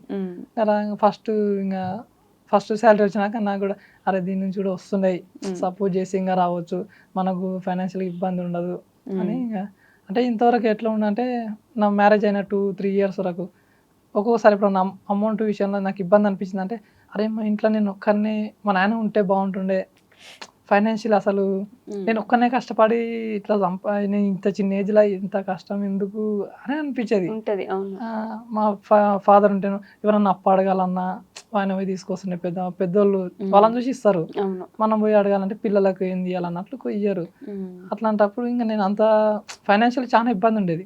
అది దీని నుంచి వస్తుంది. మా ఇంట్లో నాకు కూడా నేను సంపాదించేది కాకుండా నాతో పాటు సంపాదిస్తుంది, ఇంట్లో ఇబ్బంది ఏమి ఉండదు, నేను సపోర్ట్ చేసి ఇంకా ఫైనాన్షియల్ ఇంకా మంచిగా కావచ్చు అని ఇంకా అప్పటి నుంచి కొద్దిగా సపోర్ట్ చేయడం స్టార్ట్ చేసినారా? నైస్ కదా. కానీ మీ ఇద్దరికి 1 year తర్వాత ఇంకా సపోర్ట్ చేయడం స్టార్ట్ చేసింది. ఆ 1 year ఇంకా నేను కష్టపడ్డా. ఓకే. ఎవరు నమ్మనప్పుడే కదా ఏదో ఒకటి చేస్తూ పోవాలి. వేరే వాళ్ళైనా సరే వీడియోస్ తీసుకునే టైంకి ఇంటికి వచ్చారనుకో, ఏం పని లేక ఈ పని పెట్టుకున్నావా అన్నట్టు మాట్లాడుతుండే. అంటే ఏం పని లేక వీడియోస్ తీసుకుంటా కూర్చున్నావా, ఇవన్నీ ఎందుకు అవసరమా అన్నట్టు అంటుండే. ఇప్పుడేమో వీడియోస్ ఎట్లా తీయాలి చెప్పవా, మేము తీస్తామని నన్నే అడుగుతారు. చూసారా, అది ప్రౌడ్ మూమెంట్ మీకు. అంతే, బిగినింగ్ లో ఎవరు నమ్మరు, అందరూ ఒక మాట అంటారు. అలా అన్నప్పుడు కూడా పర్లేదులే నేను నిలబడతా చేస్తా ఏదో ఒక రోజు ఆ ప్లేస్కి వెళ్ళినప్పుడు చూద్దాం. ఎవరేమన్నా జస్ట్ స్మైల్ ఇస్తుంటే వదిలేస్తుంటే ఇంకా అవునా? అంతే. అదే ఈ రోజు ఇక్కడ నిలబెట్టింది మిమ్మల్ని. You should be proud. అది గర్వంగా ఫీల్ అవ్వచ్చు ఇప్పుడు మీరు దీనికి. అంటే ఎంతమంది ఎన్నన్నా మీరిద్దరే ఇంత చిన్న వయసులోనే మీకు మీరు నిలబడి మీ కాళ్ళ మీద మీరు బిజినెస్ స్టార్ట్ చేసుకొని మీరు యూట్యూబ్లో సక్సెస్ఫుల్గా రన్ చేసుకుంటుంటే 3 పిల్లల్ని సాదుకుంటూ అనే కదా అంటారు ఇక్కడ చేసుకుంటూ అంతా చేయాలంటే చాలా కష్టం. చెప్పినంత ఈజీ అయితే అస్సలు కాదు. So I'm proud of you at least. నేను ఈ 2 క్వశ్చన్లు పక్క అందరిని అడుగుతా, మీ ఇద్దరు కూడా అడుగుతా, ఓకేనా? సపరేట్గా ఏం చెప్పండి, ఇద్దరు కలిపైన ఉండొచ్చు. అలా ది మోస్ట్ హ్యాపీయెస్ట్ మూమెంట్ ఏంటి మీ లైఫ్లో? హ్యాపీ అంటే నా పాప పుట్టడమే నాకు. అంతకుముందు అంటే ఫస్ట్ నాకు శాలరీ పడుతుంది కదా, తనుండి ఇంతవరకు నాకు కొంచెం టెన్షన్గా ఉండే, అప్పులు ఎట్లా, ఈఎంఐలు ఎట్లా అని బాధ ఉండే. కానీ ఇప్పుడు చాలా ప్రశాంతంగా ఉంది అన్నాడు. అప్పుడు చాలా హ్యాపీగా అనిపించింది. అంటే నా నుంచి కూడా ఎర్నింగ్ రావటం వల్ల తనకి కొంచెం టెన్షన్ తగ్గింది కదా అని హ్యాపీగా అనిపించింది. నేను ఎంత సీరియస్గా ఉన్నా సరే ఆయన కొంచెం మంచిగా మాట్లాడిందంటే ఇంకా అంతే, అది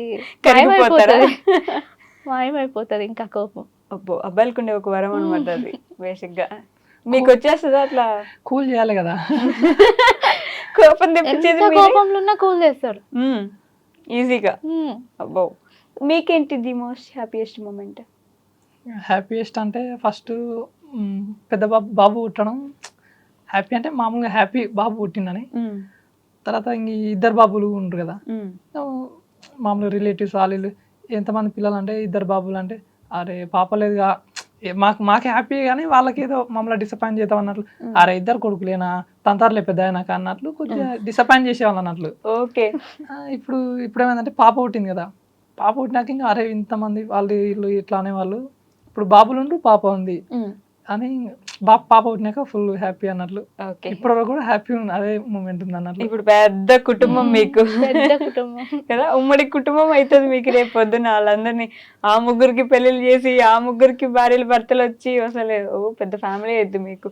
ఏమైనా ఫంక్షన్స్ జరిగినా కూడా ఇంటి పక్కన మా అత్తమ్మ వాళ్ళు ఉంటారు, వాళ్ళ ఇల్లు మొత్తం సందడిగా ఉంటది, కానీ మా ఇంట్లో మాత్రం మేమే ఉంటాం, ఇంకా ఫ్యామిలీ అంతా ఎవరు ఉండరు అనమాట. అప్పుడు అనిపించింది నాకు, అరే మా ఫ్యామిలీ కూడా పెద్ద ఉండాలి, మా ఇల్లు కూడా సందడిగా ఉండాలి అని.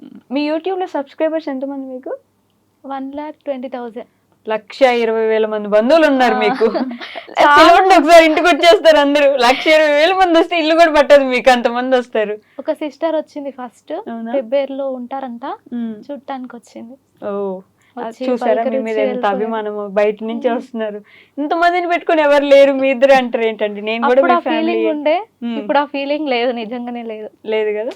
అది ఇంతమంది ఫ్యామిలీ వచ్చారు మీకోసం, ఇష్టపడే వాళ్ళు, మీ గురించి కామెంట్స్ పెట్టేవాళ్ళు, మిమ్మల్ని మీట్ అవుదామని అనుకునే వాళ్ళు, ఆ కామెంట్స్ లో చూస్తూ ఉంటారు. కామెంట్స్ పెడతారు కదా మేడం, కామెంట్స్ చూస్తే అసలు వీళ్ళంతా మా ఫ్యామిలీ కూడా మర్చిపోతాం అసలు.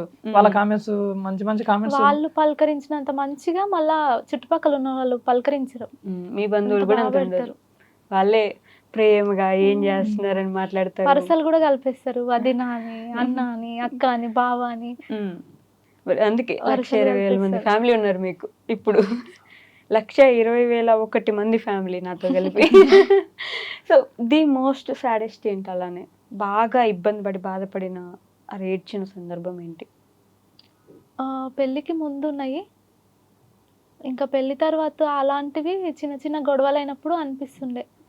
అంత బాధపడ్డది అయితే నా లైఫ్లో ఏం లేదు. అవునా? ఓకే. పెళ్ళికి ముందు కూడా? పెళ్ళైన తర్వాత మా వాళ్ళు మాట్లాడకపోయేది కదా, అప్పుడు బాధ అనిపించేది, అనవసరంగా చేసుకున్నాను అని చిన్న డౌట్ వచ్చేది. కానీ తర్వాత అందరు కలిసిపోయారు, నార్మల్ అయిపోయింది. మీకేంటి the most saddest moment? Most అంటే ఇప్పుడు పెళ్ళైన తర్వాత అయితే ఏం లేదు. పెళ్ళికి ముందు ఇంకా మా నాన్న అప్పుడు చనిపోయినప్పుడు ఇంకా అదే ఎప్పుడు ఇంకా నేను దాని గురించి ఏదన్నా బాధపడ్డా అంటే ఇంకా అదొక్కటే, మా నాన్న గుర్తొస్తుంది. అని ఇంకా అదొక పెద్ద ఇప్పుడే ఇన్సిడెంట్ అయింది అన్నట్లు లోపల ఒక భారంలా కనిపిస్తుంది. ఒంటరిగా ఉంటే ఒక్కనే ఏడ్చుకుంటా అన్నట్లు, పబ్లిక్లో ఉంటేనే సైడ్కి వెళ్ళిపోతాయి. ఒక్కోసారి ఇట్లా మామూలుగా మనం ఫోన్ వస్తుంటాం, నాన్న మీద రీల్స్ వస్తుంటాయి, ఆ సాంగ్ విన్నప్పుడు నేను ఒక రీల్ వచ్చిందంటే దాన్ని ఇంకా ఒక 10-20 సార్లు చూస్తుంది. దాన్ని అది చూసుకుంటూనే ఉంటుంది, మళ్ళీ చూసి దాన్ని ఇంకా మా నాన్న గుర్తుకు వస్తుంటాడు. అయితే మా నాన్న చనిపోయిన రోజు కూడా మార్నింగ్ చనిపోయింది, మార్నింగ్ 4 o'clock ఏమో. అసలు మా నాన్న ఈవినింగ్ 4 వరకు అంటే తీసుకెళ్ళడం అట్లాంటి ప్రోగ్రామ్ ఉంటుంది కదా, అప్పటి వరకు నేను అసలు ఏడవలే. ఇంకా ఏదో బాధ ఉంది, నాన్న చనిపోయింది అనే బాధ ఉంది అని ఏడవలే అసలు. మా నాన్న ఇంకా తీసుకెళ్లే టైంలో అసలు ఇంకా అరే నేను ఇప్పుడు ఒక్కనే ఉండాలనా, నాకు ఎవరు లేరా అని మస్తు ఏడ్ చేసిన అసలు. ఇంకా ఆ మూమెంట్లో నాకు ఇంకా ఏం చేస్తున్నా, అరే మళ్ళీ తిరిగి వస్తాడా, తిరిగి వస్తే బాగుండు అనే మూమెంట్. అప్పుడు ఆ మూమెంట్లో మస్తు ఏడ్ చేసిన. ఇంకా తర్వాత నేను ఏడ్చిందంటూ లేదు, ఏడ్చిందంటే మా నాన్న గుర్తొచ్చినప్పుడే ఏడుస్తా. ఇంకా ఏదన్నా ఇట్లా ఎవరన్నా మామూలుగా నాన్న తండ్రి కొడుకులు ప్రేమగా ఉన్నప్పుడు ఎవరైనా చూస్తుంటాం కదా, అట్లాంటి టైంలో కొంచెం గుర్తు వస్తుంది. కాబట్టి మన పబ్లిక్లో ఉంటే కంట్రోల్ చేసుకుంటా. మీ దగ్గర ఎప్పుడైనా ఏడ్చారు? ఎప్పుడు ఏడలేదు ఇప్పటిదాకా మీ దగ్గర? ఇంతవరకే చూడలే నేను. అవునా? అసలు ఎప్పుడన్నా ఏడ్చినా కూడా సైడ్కి వెళ్ళి నా ముందర అయితే ఏడ్చా, ఎప్పుడు ఏడవలేదు. బాధ తను ఏడుస్తూనే బాధపడ్డా కూడా నాకు అరే నేను అనవసరంగా బాధ పెట్టినా, నేను ఎప్పుడైనా కొట్లాడినప్పుడు బాధపడుతుంటాడు కదా, అరే అనవసరంగా బాధ పెట్టినా కదా అనిపిస్తుంది. ఓకే. ఎప్పుడు ఏడవరు ఎవరి ముందు? ఎవరి ముందు ఏడవను, వాళ్ళు ఏడ్చినా కూడా సైడ్కి వెళ్తా. నేను ఏడ్చింది కూడా వాళ్ళకి అర్థం కాకుండా, అర్థం కావద్దనే సైడ్నంగా వెళ్ళిపోయి ఏడుచుకుంటా అన్నట్లు ఏడిపోచిన. లోపల ఏదో బాధను మోస్తున్నారు ఆయన కదా. సాడ్గా ఉన్నది అర్థమైపోతుంది కదా, ఎప్పుడు నవ్వుకుంటా నవ్వించుకుంటూ ఉంటుండే సాడ్గా ఉన్నాడు అంటే అరే నేను అనవసరంగా బాధ పెట్టిందేమో అనిపిస్తుంది నాకు. ఇద్దరు కొడుకులు వచ్చారు, చూసుకుంటారో మీ నాన్నని ఇప్పుడు. అందుకే ఇద్దరు బాబుల్లోనే మా నాన్న ఉండన్నారు, కొద్దిగా ఫ్రెండ్లీగా క్లోజ్గా వాళ్ళతో ప్రేమగా వాళ్ళలోనే చూసుకుంటున్నారు. నేను ఇప్పుడు చిన్నాళ్ళుగా వాళ్ళు ఎదిగే కొద్ది ఉంటుంది ఇంకా సినిమా చూపిస్తారు పిల్లలంటే కదా. నేను వాళ్ళతో చెప్పటం సీరియస్ గా ఉండటం చేస్తా గానీ ఈయన చేయడం మళ్ళీ ఒకరు ఫ్రెండ్లీగా ఉండాలి, ఒకరు సీరియస్ ఉండాలి. నేనే వాళ్ళకి ఇంకా ఏదైనా నేనే కొట్టో తిట్టో చెప్పుకోవాలి, ఆయన ఫ్రెండ్లీగా చెప్తుంటాడు. పోనీలేండి, మంచిదే కదా. ఒకరిది భయం ఉండాలి ఖచ్చితంగా, ఆ భయం నేను పెడుతున్నా. అంతే, ఫ్రెండ్లీగా ఆయన ఉంటుండు. మిమ్మల్ని చూసి భయపడతారా పిల్లలు? నిజంగా ఆయన భయపడరు. నాకంటే మా చిన్నోనికే ఎక్కువ ఫ్యాన్స్ ఉన్నారు ఇంకా వీడియోస్ చూసే దాంట్లో. అదే చిన్న బాబుని చూపించలేదని కూడా అడుగుతుంటారు కదా అప్పుడప్పుడు. సో మీ ఫ్యామిలీ కదా, మీ యూట్యూబ్ ఫ్యామిలీకి ఏమైనా చెప్పాలనుకుంటున్నారా ప్రేమగా? అంటే మేడం మీకోసం అంటే కష్టపడి సబ్స్క్రైబ్ చేసుకొని మిమ్మల్ని ఇంత అభిమానిస్తూ ఇష్టంగా ఉన్నందుకు వాళ్ళకి ఏమైనా ప్రేమగా థ్యాంక్ యూ, సపోర్ట్ చేసినందుకు ఇట్లా ఏమైనా చెప్తారా అని అడిగాను అంతే. మాకు సపోర్ట్ చేస్తున్న ప్రతి ఒక్కరికి కూడా చాలా థ్యాంక్స్ అండి. అసలు ఇంతవరకు రావటానికి కారణమే మీరు లేకుంటే నేను ఎక్కడో విలేజ్లో ఉండేదాన్ని. ఇక్కడ వరకు వచ్చానంటే అంతా మీ సపోర్టే. మీరు ఎప్పుడు ఇట్లనే సపోర్ట్ చేస్తూ ఉంటారు అనుకుంటున్నాను. మీరంతా కూడా నా ఫ్యామిలీనే. ఇప్పుడు నా ఫ్యామిలీ అయితే చాలా చాలా పెద్దది. సబ్స్క్రైబ్ చేస్తున్నందుకు, అలాగే కామెంట్ చేస్తున్నందుకు చాలా థ్యాంక్స్ అండి. మీరేమైనా చెప్తారా? మమ్మ అంటారా? బాగా ఎమోషనల్ ఉన్నారు కదా ఈరోజు, అదే కళ్ళల్లో నీళ్ళు వస్తున్నాయండి. పర్లేదు, నా ముందు ఏడవచ్చు, నా ముందు చాలా మంది ఏడుస్తారు. నేను అదేంటి నా మొహం చూస్తే ఏడవాలనిపిస్తుంది అన్న. మమ్మల్ని సపోర్ట్ చేస్తూ వీడియో చూస్తూ పాజిటివ్గా కామెంట్స్ పెడుతున్న ప్రతి ఒక్కరికి చాలా థ్యాంక్స్. అయితే కొంతమంది మేము నార్కర్నూలుకు కలకుర్తికి వెళ్తాం కదా, మమ్మల్ని మా వీడియో చూసి వాళ్ళు చూసారు అన్నట్లు, అరే వీళ్ళేనా అనేది చూస్తుంటారు. మాకు అప్పుడు వాళ్ళు అట్లా చూసినా మాకు అనిపిస్తుంది, అరే వాళ్ళు మాట్లాడకముందు మేమే వాళ్ళతో మా వీడియోలు చూస్తారా అని వాళ్ళతో పరిచయం పెంచుకోవాలనిపిస్తుంది, క్లోజ్ అవ్వడం, ఒక రిలేషన్షిప్ ఫ్రెండ్లీగా మాట్లాడడం అనిపిస్తుంది. కాకపోతే వాళ్ళు కొద్దిగా మొహమాటంగా వాళ్ళు కూడా కొద్దిగా కొంతమంది మాట్లాడతారు, కొంతమంది మాట్లాడరు. వాళ్ళకి నేను మాట్లాడడం వాళ్ళకి ఏం చెప్తాను అంటే, మేము కనిపించినప్పుడు పలకరిస్తే మేము కూడా పాజిటివ్గానే మాట్లాడతాం, మేము కూడా ఫ్రెండ్లీగా మాట్లాడాలని మాకు కూడా ఆశ ఉంటుంది. వాళ్ళు మాట్లాడితే మాకు కూడా సంతోషమే. వాళ్ళు అందుకే కనిపించినప్పుడు పలకరియండి, మేము కూడా పలకరిస్తాం. చాలా థ్యాంక్స్ సపోర్ట్ చేస్తున్నందుకు, వీడియోస్ చూస్తున్నందుకు. ప్రతి ఒక్కరు ఇంకా మేము పెట్టే వీడియోలు చూసి ఇంకా మమ్మల్ని సపోర్ట్ చేస్తారని కోరుకుంటున్నాను. కాదు, మీ ఫ్రెండ్స్ అందరు ఈ మధ్య మళ్ళీ రీయూనైట్ అయినట్టున్నారు. అందరు కామెంట్స్ లో నేను నీ ఫ్రెండ్, నీతో పాటు 10th చదువుకున్నా. చాలా మంది కలుస్తున్నారు. ఉమ్, అంటే జూనియర్స్ గానీ సీనియర్స్ కూడా మెసేజ్ పెడుతున్నారు, కామెంట్స్ పెడుతున్నారు, అదే. ఇన్స్టాగ్రామ్ లో కాంటాక్ట్ అవుతున్నారు. చాలా మంది మాట్లాడుతున్నారు అయితే మొత్తానికి చాలా మళ్ళీ. మంది. కొంతమంది అయితే అసలు గుర్తుపడతలేరు నన్ను. అప్పటికిప్పటికి చాలా చేంజ్ అయిపోయినా నేను. ఓ. అట్లా గుర్తుపడతలేరు. రీసెంట్ గా ఒక వీడియోలో నా ఓల్డ్ ఫొటోస్ పెట్టిన. ఉమ్, ఆ ఫొటోస్ చూసి కొంతమంది మెసేజెస్ పెట్టిర్రు, ఓకే. నువ్వేనా, నేను చాలా రోజుల నుంచి నీ వీడియోస్ చూస్తున్నా కానీ నువ్వని తెలియదు అంటారు. అంతలా చేంజ్ అయిపోయినా నేను. ఇంకా అంతా చేంజ్ అయిపోయారు. అంత చేంజ్ అయిపోయినా అంట నాకే తెలియదు. మీకు కూడా తెలియదు. తెలీదు. సో మీ ఇద్దరికి నిజంగా చెప్తున్నా, ఇంకా ఇంకా మంచి వీడియోస్ చేయండి, ఇంకా బాగా ఎంటర్టైన్ చేయండి, ఇంకా బాగా గ్రో రావాలి. ఏంటి మీ ఫైనల్ గోల్ యూట్యూబ్ నుంచి కానీ? ఫేమస్ అవ్వాలని, ఇంకా దేనికోసం ఇది స్టార్ట్ చేయలేదు, మనీ ఎర్నింగ్ కోసమే చేసిన. ఇంతే ప్రశాంతంగా సాగిపోయినా పర్వాలేదు. ఇంతకంటే ఎక్కువ రావాలని నేనేం కోరుకుంటలేను, ఇంతకన్నా పడిపోకూడదని అనుకుంటున్నాను. ఒక ఇల్లు కట్టుకుంటే, ఉమ్. ఇల్లు కల ఉంది కదా, ఫస్ట్ అప్పు తీరాలి మేడం. అప్పు తీరిన తర్వాత ఒక ఇల్లు కట్టుకోవాలని. ఎంత ఉంది అప్పు? 10 lakhs ఉంటుంది మేడం. ఇప్పుడు ఇద్దరు కలిసి తీర్చుకుంటున్నారు. ఇప్పుడు కోళ్ళపారంకి అయింది కదా మేడం, అది చాలా మంది కామెంట్స్ లో కూడా అంటుంటారు ఫస్ట్ ఇల్లు కట్టుకోండి, ఇల్లు కట్టుకోండి అని. కానీ అప్పు ఉన్నప్పుడు ఇంకా వేరే పని పెట్టుకోవద్దు. ఈ అప్పు తీర్చుకున్న తర్వాత ఇంకా ఏది చేసుకున్నా ఏం కాదు. పర్లేదులే, మీకు ఒక గోల్ ఉంది కదా, సో ఆ దిశలో వెళ్ళిపోతున్నారు. అలానే ముందుకెళ్ళండి, ఇంకా మంచి మంచి వీడియోలు చేయాలని, మా అందరి సపోర్ట్ ఎప్పుడు అలానే ఉండాలని నేను కూడా మనస్ఫూర్తిగా కోరుకుంటున్నా. Thank you so much madam. Thank you. Thank you madam.